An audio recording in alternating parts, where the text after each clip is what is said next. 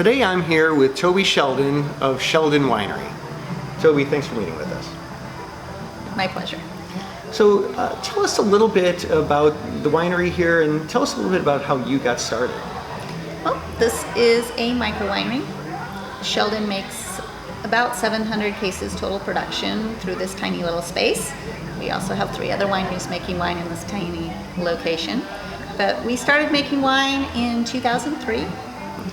I met my husband, Dylan, while I was planning a trip around the world to make wine in wineries overseas and write the great American novel. He was behind the bar pouring me some delicious champagne and Chateauneuf de Pape, and I got a little tipsy and I gave him a kiss, and very chaste little kiss, and just so you know, and divulged my plan of wanting to just quit my job and travel around the world and make wine. And he had just gotten back from making wine in Howard Park Winery in Australia. Thought it was a great idea.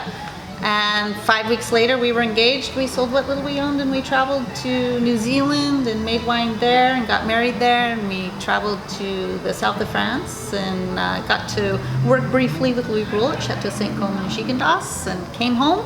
We had about $10,000 in credit card debt, $60 in cash, no car, no job, no home. We're waiting for our luggage to come around the carousel at the San Francisco airport at midnight, and I turned to him and said, let's just start our own winery.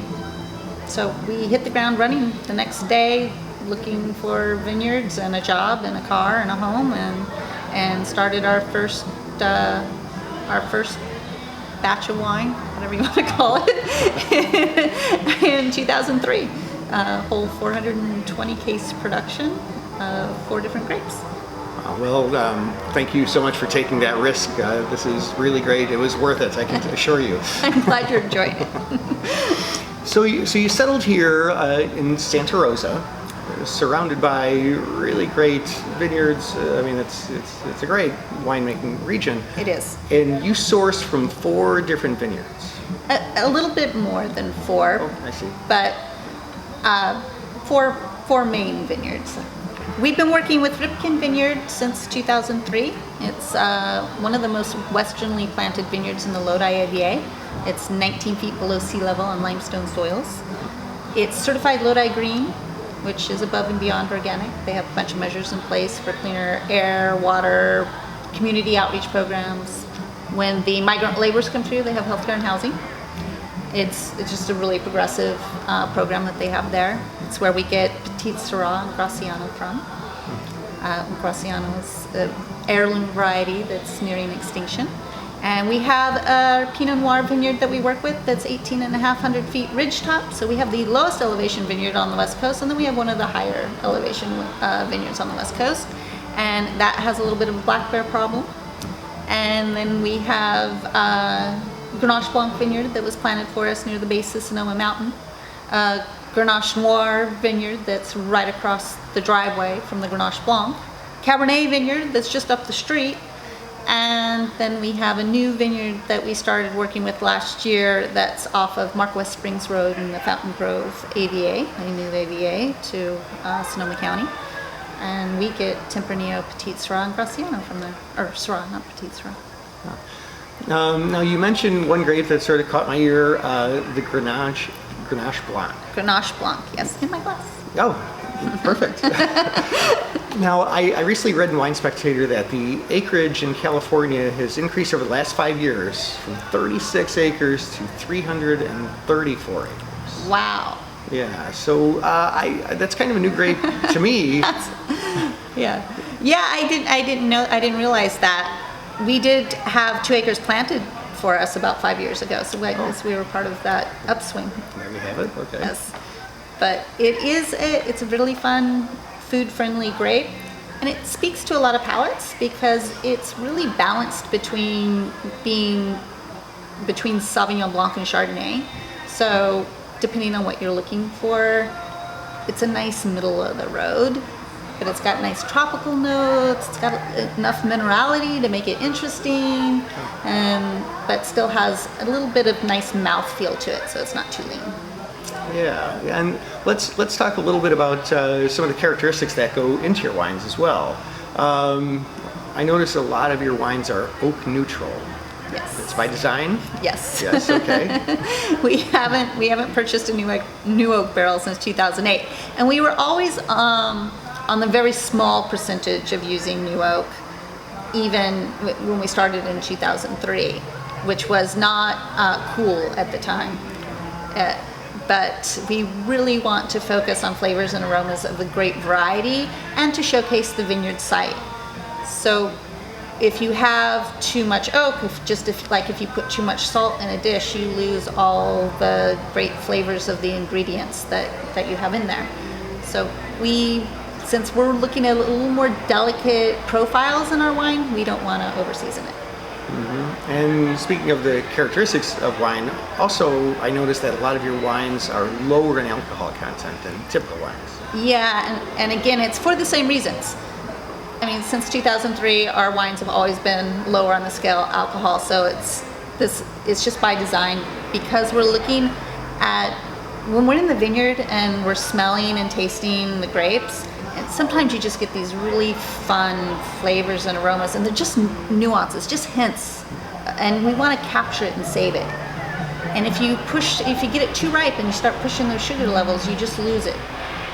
And if you have more sugar, you have more alcohol. And then at the end of the day, when I'm opening a bottle of wine and then I discover that it's magically empty, I don't need the hangover the next day either. So it's just that's not the reason the wines are lower in alcohol, but it's a nice side bonus. Yes, definitely a nice little benefit. Yeah. I appreciate it later. So you guys do a lot of interesting things, a lot of grapes that are maybe a little less common, very interesting. Definitely. And one of the things that I find particularly interesting is you were an early embracer in keg wine. Yes, Yeah. yes, we really championed that project and tried to get restaurants on board and talked until people were tired of listening to me talk about it. But it's so good environmentally, and it's so good for the wine. Because bottling is stressful on the wine. You just moved it from a large, spacious container to a very small, apartment. Sure. It was in a mansion, now it's in an apartment. It's not happy. And kegs are a little bit larger containers, so they don't experience that shock. Plus, the system to get the wine out of the barrel into the keg is a closed system that's really gentle. And so there's no beating up of the wine at all. But then it's fresh from the first glass to the last glass because there's no oxygen content. So if you open a bottle of wine and you don't sell all of that wine, if you're a restaurant selling by the glass, you just end up tossing that wine away. Whereas with a keg, your last glass is just going to be as good as your first glass. So you're not losing any of that. And also, speaking of not using bottles, you guys have a kind of what I think is an interesting program here, the Growler program. Yeah, we're very excited about that. Finally, the U.S. government has allowed it to be legal. They didn't for a long time, but we offer a 500 milliliter flask, which we call the lunch portion, and a 1 liter bottle, which is a dinner portion.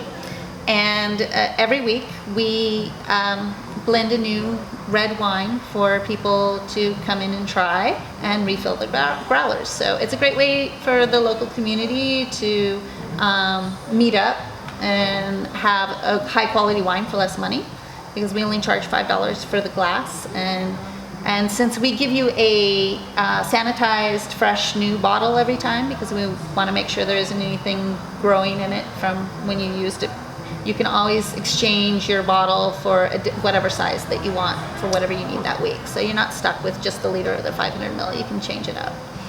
And so we have a great community that comes in every Friday, because that's when we offer the new wine. And they meet up, maybe play Cards Against Humanity, fill up the growlers, and are back next Friday. So it's good. Sounds like fun. It is fun. All right, so I've tried a couple of your wines so far, maybe more to come. And I know you've tried them all because you make them. You have 9 varieties? It's up to 9 different wines. Right now I have 7. All right, so which of them is your favorite? Today, the Gracian. Okay. The Graciano is a very unique grape. When we started working with it, there was only 13 acres planted in the U.S. It's sort of like spicy pomegranate summer day. Excellent. It's very unique. All right, Tobe, thank you so much for meeting with me. Really enjoyed the conversation. Thank you. My pleasure. Thanks for being here.